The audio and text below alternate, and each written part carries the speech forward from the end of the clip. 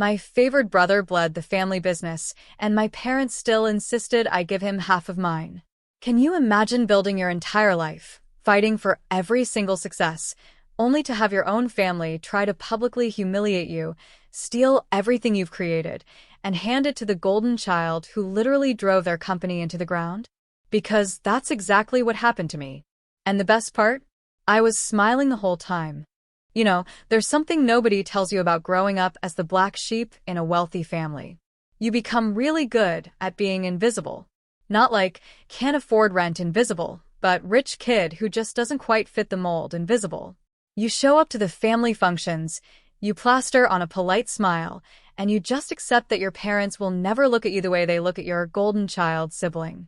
My name's Callahan, and for the last 6 years, I've been pouring my soul into building high-end custom furniture in a workshop down in Red Bank, New Jersey.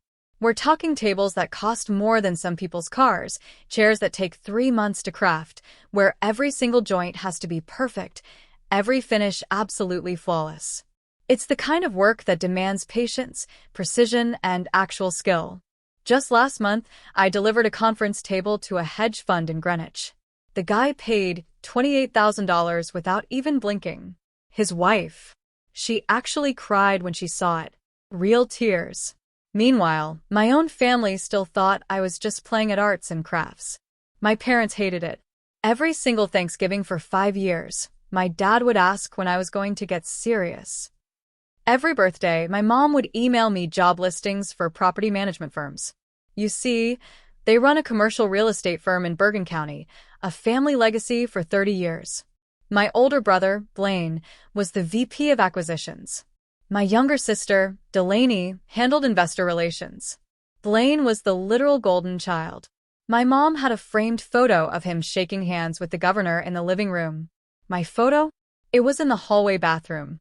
I was the guy who worked with his hands like some kind of peasant. 5 days before Christmas, I drove up to the family estate in Saddle River. Big colonial, circular driveway. I wanted to get there early this year, help set up, maybe finally prove I belonged at the table instead of just being tolerated at it. Stupid, right? Still clinging to the idea that family mattered, even after everything. Our housekeeper of 18 years, bless her heart, opened the door. She was honestly the only person in that house who ever seemed genuinely happy to see me. "Mr. Callahan, good to see you," she said, then hesitated, glancing behind her. They're upstairs." Inside, Mom and Delaney had spreadsheets covering the coffee table, like they were coordinating a hostile corporate takeover. "Hey, I'm here," I announced. My mom barely glanced up. "Leave your coat in the hall. Don't touch the decorations. The staging company is coming back tomorrow." Delaney looked up briefly. "Oh, good. You showed up early. Remember when he used to help set up? Moved the furniture wrong every single time. Scratched Mom's antique credenza." Just so dismissive, so condescending, like I was a child who couldn't be trusted with basic tasks. I headed upstairs to use the bathroom, and that's when things got really weird. My old room, the one I'd slept in since I was 7, had someone else's luggage by the door. Turns out it was for one of Mom's investor friends. I walked in, and every personal item I'd left there, photos, books, tools, all of it was gone. Shoved into plastic storage bins, stacked in the corner like garbage waiting for pickup. "Mom," I called out. No answer. I walked toward Dad's office to ask about it. The door was half open. And then I heard my name. I froze. "Slides after dessert. Keep it short. No arguing." That was Dad, calm and businesslike. I pressed myself against the wall, barely breathing. Then Blaine's voice. "Put the salary chart on the screen right after Dad finishes the intro. He can't say no in front of everyone." Fragments. That's all I got. But fragments were enough. Then Mom. "Once he's in, we fold his shop into ours. Control the client list." My heart pounded. I stepped back, walked to the printer room at the end of the hall, and there it was, a stack of handouts in the tray, still warm. Callahan Career Trajectory. I picked one up, flipped through it. Charts comparing furniture maker salaries to corporate positions. My name in bullet points. Intervention strategy in the header. They'd even made a slide called Objection Handling. They'd assigned tasks. Mom was supposed to comfort me after I came to my senses. Delaney would handle social media optics, like I was some PR problem to manage. $45,000. That's what they thought I made. I'd cleared $140K last year, but they'd never asked, never checked, just assumed. I took a photo, then another. Evidence. I walked straight out of that house without saying a word, got in my truck, and drove. Not crying, not panicking, planning. The security gate closed behind me in the rearview mirror, and I felt 18 years of trying to prove myself to people who had already decided I wasn't worth their time just dissolve. Done. By the time I pulled into a rest stop on the Garden State Parkway, I'd already made 3 decisions. First, I was going to that dinner. Second, I was going to let them spring their trap. And third, I was going to detonate it in their faces. In front of everyone. They want a show? I'll give them a show. I called Connor, my best friend since college, who'd helped me set up my workshop. He picked up immediately. Yo, what's up? I just found my entire family's plan to humiliate me at Christmas dinner. PowerPoint presentation, printed handouts, the whole thing. A long, stunned silence. Are you joking? He finally asked. I have photos. Where are you? Parkway rest stop. Heading back to Red Bank. What are you going to do? Show up. Let them think they've got me cornered. Then blow the whole thing up. But I need ammunition. Real numbers. Proof that everything they think about me is wrong. Connor was quiet for a second. Come to my place. We'll build your counterattack. Connor lived in Asbury Park, in a converted warehouse loft he'd renovated himself. When I got there, he already had coffee brewing and his laptop open. Talk, he said, handing me a mug. After I recounted everything, he shook his head. Those complete jerks, he muttered. All right, you're going to that dinner, but you're going prepared. That's the plan. Good. What do you need? Financial statements, tax returns, client list, anything that proves I'm not the failure they think I am. They want to ambush me with fake numbers. I'll bury them with real ones. Connor nodded slowly. We can put together a packet tonight. Print everything. You walk in there with receipts. Literally. We spend the next 3 hours assembling everything. Tax returns showing my $140,000 income. Bank statements with consistent deposits. Client testimonials I'd saved over the years. Photos of completed pieces in clients' homes. A portfolio that proved I wasn't just playing at business. I was running a successful one, without their help, their money, or their approval. Connor even pulled up their company's public filings. Dude, he whistled, their accounts receivable is a disaster. They've been bleeding clients for 2 years. Your brother didn't just steal from them. He torpedoed the whole operation while he was doing it. Connor even helped me rehearse what to say when they started their presentation, how to time the reveal for maximum impact, where to stand so everyone could see me when I pulled out my packet. This is solid, he said, reviewing the final packet. They show their fake numbers. You show your real ones. In front of everyone. Checkmate. Perfect, I said. After he finished, I made the call I'd been putting off. The one that could change everything. Hello, Grandma. Callahan? This is a surprise. Her voice was warm, but cautious. Everything all right? Not exactly. I need to tell you something, and I need you to hear me out. I told her everything. The presentation, the fake salary numbers, the plan to force me into the company. When I finished, she was quiet for a long moment. Your father called me yesterday asking for a substantial loan, she finally said. When I pressed him on why, he got evasive. Now I understand. Her voice turned sharp. Blaine's been stealing from them, hasn't he? That's what this is really about. My stomach dropped. How did you know? I've suspected for months. The numbers never added up when Vincent discussed the business. She paused. So, their solution is to ambush you and steal your business to cover their losses. Appalling. I'm going to the dinner, Grandma. I'm going to let them try their little intervention, and then I'm going to expose everything. Another pause. Then, good. And I'll be there to back you up. You will? Absolutely. It's time someone held them accountable. Her voice was iron. Don't answer any calls from them before dinner. Let them think everything's normal. And Callahan? Don't hold back. I won't. We hung up. I had my ammunition. I had my ally. Now I just needed to wait. Christmas Eve, I spent in my workshop, finishing a commission and trying to stay calm. My phone buzzed constantly. Mom calling, Dad calling. I ignored all of it. Let them wonder. Let them sweat. That evening, I drove back up to Saddle River, parked in the circular driveway, and walked in like nothing was wrong. The house was packed. Aunts, uncles, cousins, family friends. The annual Callahan Christmas dinner, in full swing. Mom spotted me first. Relief flooded her face. Callahan, you came? We were so worried when you didn't answer your phone. Got busy with work, Mom. You know how it is. She didn't know. She'd never asked. Dinner was the usual performance. Expensive food. Fake laughter. Dad holding court at the head of the table. Blaine making sure everyone knew about his latest deal. Delaney name-dropping investors. And me, sitting quietly waiting. After dessert, Dad stood up and clinked his glass. If I could have everyone's attention. Before we move to the living room, I'd like to share something special. A presentation about our family's future. Here we go. Everyone migrated to the living room where a projector was already set up. I took a seat near the back. My grandmother caught my eye from across the room and gave me a small, knowing nod. Dad launched into his speech. The company's legacy, the importance of family unity, the need for everyone to contribute. Then Blaine stepped forward with the clicker. As many of you know, Callahan has been pursuing alternative career paths. He smiled at me, that patronizing smile. We've put together some information to help him see the bigger picture.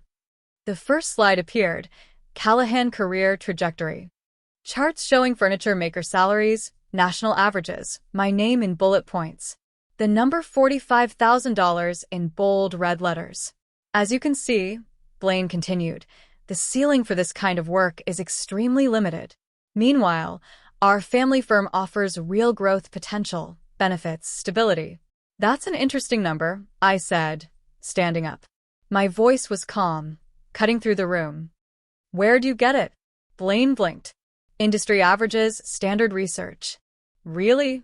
I asked, pulling the packet from my jacket. Because according to my tax returns, I made $140,000 last year. Want to see? The room went silent. You could literally hear ice settling in glasses.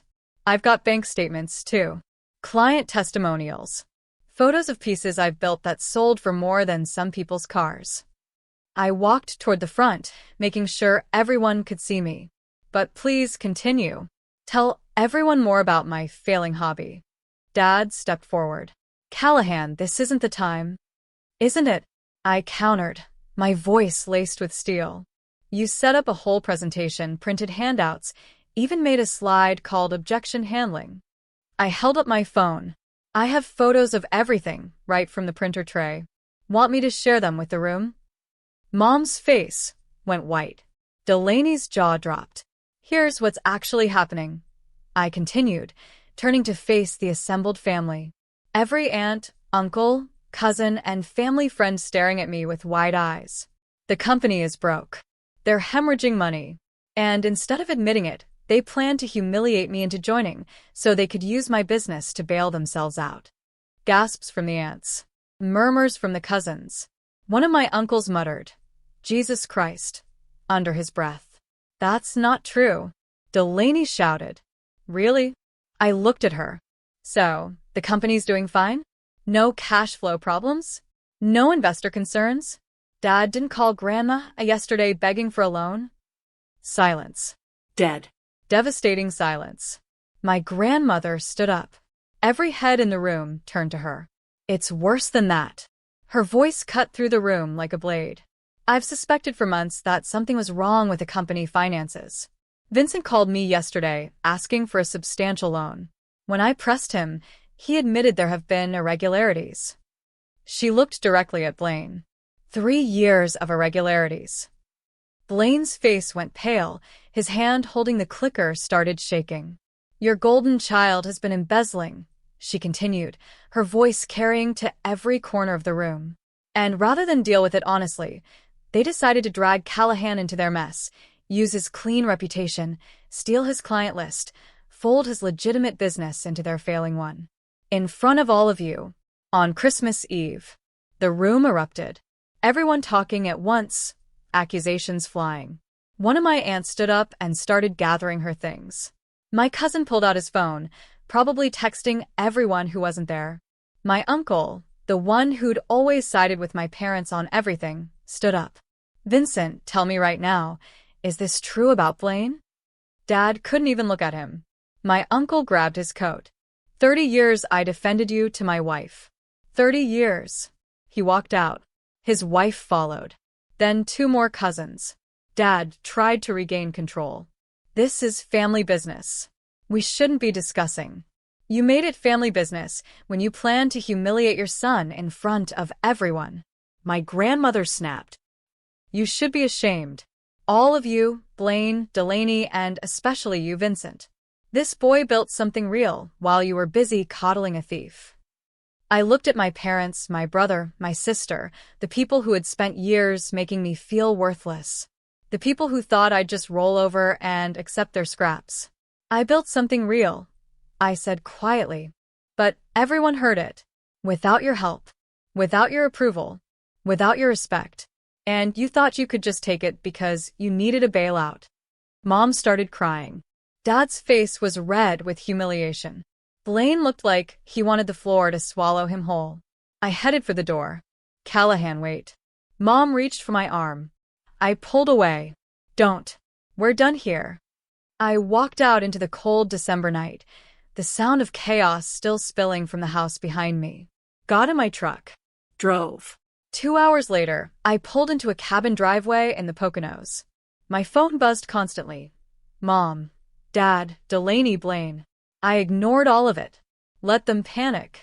Let them try to do damage control. The truth was out now, spreading through the family like wildfire. One text from my grandmother. Proud of you. They're still reeling. Half the guests left within 20 minutes. Your father tried to salvage the evening, but no one was having it. Call me tomorrow. One from the housekeeper. Mr. Callahan. I packed your belongings safely. They're in the garage when you're ready. Well done tonight. They needed to hear that. Christmas morning in the Poconos felt like waking up in a different life. My phone looked possessed. I scrolled through messages over coffee, each one more satisfying than the last. Dad, your mother is devastated. This stunt reflects poorly on your judgment. We need to discuss this as a family. Delaney, you've always been selfish, but this is next level. You humiliated us in front of everyone. Pathetic. Blaine, you really think you're something special now? All you did was embarrass the family. This isn't over, little brother. Not even close. That last one made me laugh. Still posturing. Still thinking he had leverage. I deleted it without responding. My grandmother. Half the family called me last night. Most are disgusted with your parents. Several cousins want to commission furniture from you. Your aunt says she always knew Vincent was a fraud. Well done. I stayed in the Poconos through New Year's. Used the time to plan. I mapped out a growth strategy, sketched designs for new pieces, even drafted proposals for a gallery show in New York. For the first time in years, I could think about the future without the weight of my family's disapproval dragging me down. You're going to need help, Connor said one afternoon while we worked at the cabin table. You can't handle the demand alone. Not after what happened at Christmas. Word's going to spread. People are going to want pieces from the guy who told off his whole family. I know. Been thinking about hiring someone. Maybe 2 people if the gallery thing works out. You scared, terrified, but also ready.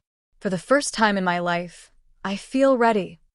Back in Red Bank on January 2nd, my workshop felt different.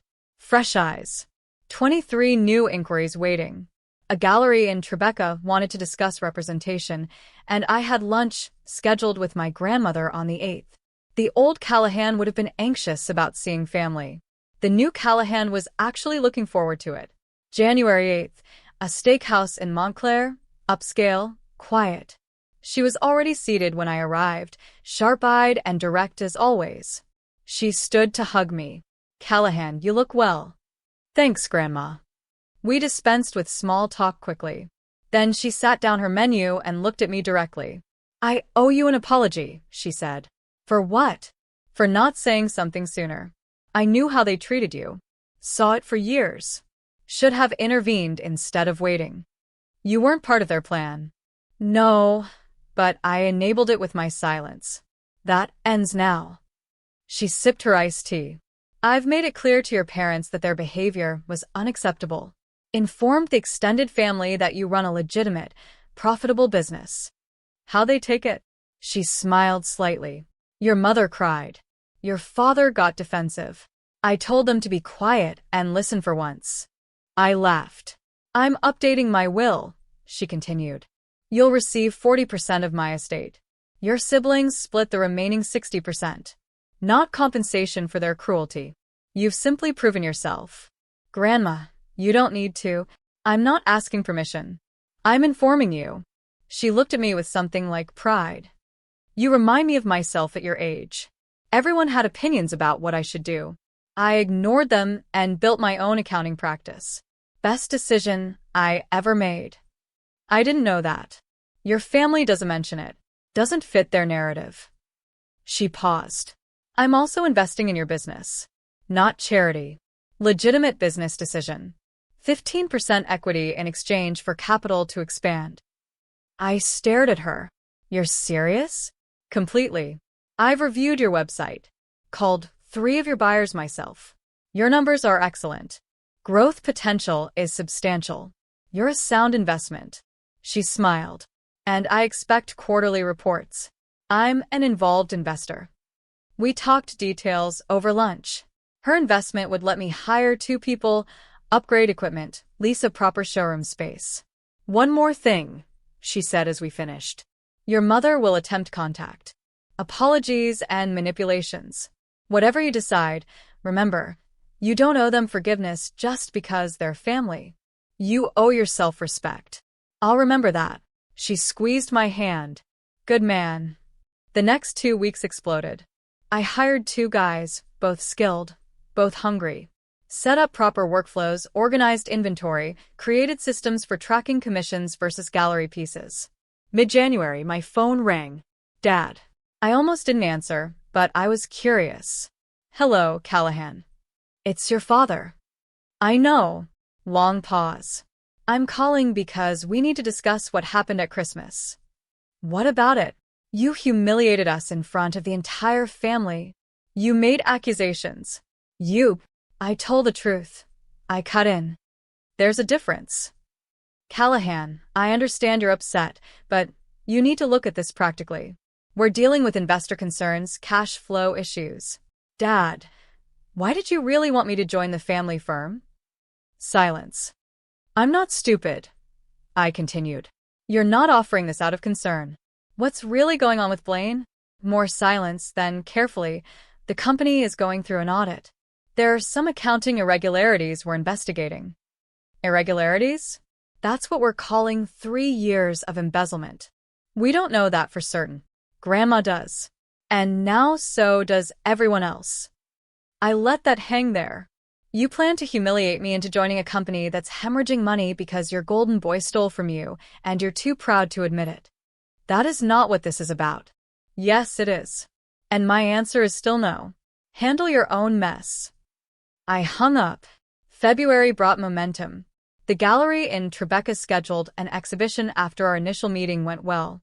My 2 guys stepped up. 12-hour days, every joint perfect, every finish flawless. Then reality hit. A Manhattan client with a $12,000 dining table called to renegotiate after delivery. Finish isn't what I expected. $8,000 seems fair. I have a signed spec sheet. Take 8 or I'll dispute the charge. Hung up. I called a lawyer. Certified letter threatening a breach of contract lawsuit. Client paid in full within a week, plus a written apology. Running a business meant fighting for what you'd earned. 2 weeks before the solo show, things got ugly. Blaine showed up at my workshop unannounced. Just walked right in like he owned the place. I was finishing a walnut credenza when I heard the door. Looked up, and there he was. Same smug face, same expensive suit, same golden child energy radiating off him like a disease. Nice setup, he said, looking around. Quaint. Get out. Relax. I'm here to talk business. He picked up one of my chisels, examining it like he knew what he was looking at. He didn't. The auditors finished their preliminary report. Dad's in full panic mode. Mom's on Xanax. Delaney won't stop crying. Still not my problem. He walked past my workbench, running his finger along the edge of a piece I'd been working on for 6 weeks. 800 hours of work. Careful, I said, my voice low. That's worth more than your car. His jaw tightened. First real reaction I'd gotten out of him. Here's the thing, little brother. He set the chisel down, met my eyes. It doesn't have to be ugly. Family takes care of family. You bring me in as a partner 50/50ths and we call it even. I handle operations. You do your little woodworking thing. I actually laughed. You're serious? You stole millions from the family company and you want me to hand you half my business? His face hardened. I didn't steal anything. There were cash flow issues. Creative accounting. Things got complicated. The auditors have a different opinion. The auditors don't know the whole story. He stepped closer. I'm offering you a lifeline here. Take it. Get out of my workshop. Think carefully, Callahan. You make me an enemy. Things get difficult. I know people, investors, clients. I can make phone calls that would bury this little hobby of yours in a week. Are you threatening me? I'm giving you options. He smiled. That same patronizing smile from Christmas. 50/50ths. Final offer. I don't hire thieves, and I definitely don't make them partners. His smile disappeared. You'll regret this. Get out. Now. He left. But something told me this wasn't over. 3 days later, it started. A client called to cancel a commission. Said he'd heard concerning things about my business practices. Then another cancellation. Then a bad review appeared online from someone I'd never worked with, claiming I'd delivered damaged goods. The fake reviews got creative. One claimed I'd shown up to a delivery drunk. Another said I'd made a pass at some guy's wife. All from accounts created within 48 hours of Blaine's visit. All with zero history, zero other reviews, zero credibility to anyone paying attention. But they showed up on Google. That's what mattered to him. I called Connor. Blaine's going scorched earth, I said. Cancellations, fake reviews. He's trying to destroy my reputation. Document everything. Screenshots, timestamps, the works. Already on it. Then the call started. Middle of the night. Blocked numbers, heavy breathing, then disconnect. 3, 4 times a night. I started sleeping with my phone on silent. A week later, I came to my workshop and found the lock tampered with. Nothing taken but tools moved around. A message. I'm watching. That's when I called the police. An officer sat across from me, taking notes. And you believe your brother is responsible? I know he is. He threatened me 2 weeks ago. Demanded I give him half my business. When I refused, this started. Do you have proof? I showed him everything. The text messages. The fake review from an account created the day after our confrontation. The phone records. The security footage from across the street showing a figure matching Blaine's build near my shop at 2 a.m. We can file a report, he said, but without direct evidence linking him to the break-in attempt. What about harassment? The calls? The business interference? He looked at me seriously. You might want to consider a restraining order given the pattern. I filed the next day. Temporary restraining order against Blaine Callahan. Had to go to court, present evidence, explain why I feared for my safety and livelihood. The judge reviewed everything. The threatening visit, the systematic harassment, the attempted break-in. Granted, she said. Mr. Blaine Callahan is to maintain a distance of 500 feet from the petitioner and his place of business. No contact of any kind. When Blaine got served, he lost it. Called me from a burner phone, screaming about betrayal, about how I destroyed the family, about how he'd make me pay. I recorded the whole thing. filed a violation report the same day. The burner phone call lasted 4 minutes. He called me every name in the book, threatened to burn down my workshop, said he had friends who could make problems disappear. I just let him run his mouth. Every word recorded. Every threat documented. He was so busy being angry, he forgot I'd been the quiet one my whole life. The quiet one who listened. The quiet one who remembered everything. Second court appearance. The judge wasn't happy. "Mr. Callahan," she said, looking at Blaine, "you were explicitly ordered to have no contact with your brother. You violated that order within 24 hours. Your Honor, this is a family matter. It's a legal matter now. You're facing contempt charges. I'm extending the restraining order to 2 years and adding criminal penalties for any further violation." Blaine's lawyer tried to argue. The judge shut him down. Blaine's lawyer looked like he wanted to disappear, probably wondering how he'd explain this to his other clients. Walking out of that courthouse, I felt something I hadn't expected. Not triumph. Not satisfaction. Just clarity. I'd drawn a line, defended it, and won. The solo show at Forge and Grain was everything I'd worked for. High-end space in a converted warehouse. Professional lighting that made each piece glow. My collection occupied the entire main room. Each piece spotlit perfectly against exposed brick walls. 6 years of work. 6 years of being told I was wasting my life. All of it validated in one room. I arrived early to set up. My 2 employees were already there, arranging pieces, checking sight lines, making sure everything was flawless. We'd been working toward this for months. "You ready?" one asked. "As I'll ever be." Guests started arriving at 7. Gallery owners from Manhattan. Collectors who'd flown in from as far as San Francisco. Design bloggers with cameras. Interior designers scouting for talent. The room filled fast, the energy electric with possibility. I worked it naturally, talking about process, explaining techniques, connecting with buyers who understood what real craftsmanship meant. A collector from San Francisco bought 3 pieces on the spot. Paid asking price without negotiating. "I've been looking for someone who still does real joinery," he said. "Everyone else is just gluing IKEA parts together and calling it bespoke." We shook hands. That one sale covered my operating costs for 3 months. At 7:30, my grandmother walked in. Alone. She caught my eye and smiled. I walked over. "Where's the rest of the family?" I asked. "Your father and mother decided not to attend. Too embarrassed after Blaine's court appearance. Delaney stayed with them." She looked around at the crowd. "Blaine is prohibited from being within 500 feet of you anyway, thanks to that restraining order. I heard he tried to show up and had to be turned away." I hadn't known that.